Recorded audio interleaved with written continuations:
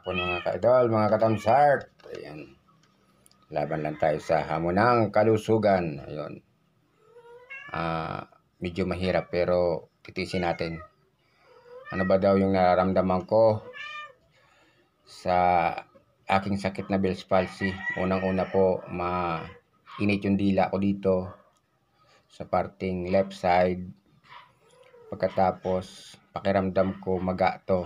Yan, simula dito hanggang dito.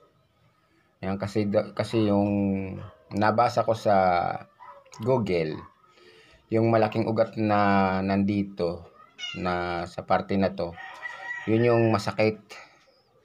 Lalo na sa gabi, ito yung makirot, tapos may parting makirot dito. May parting makirot dito. Yan, saka dito. Yan, kalahati niyan. Yun po yung aking nararamdaman, lalo sa gabi pag natutulog. Kaya yung ating mata is palaging may eye bag. Yan, no?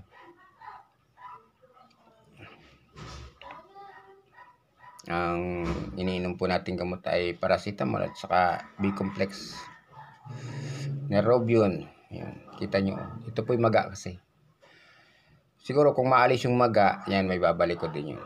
Para parehas yan na makagalaw. Hindi kasi makagalaw, gawa ng maga. Yan lang po. No? May awaan Diyos.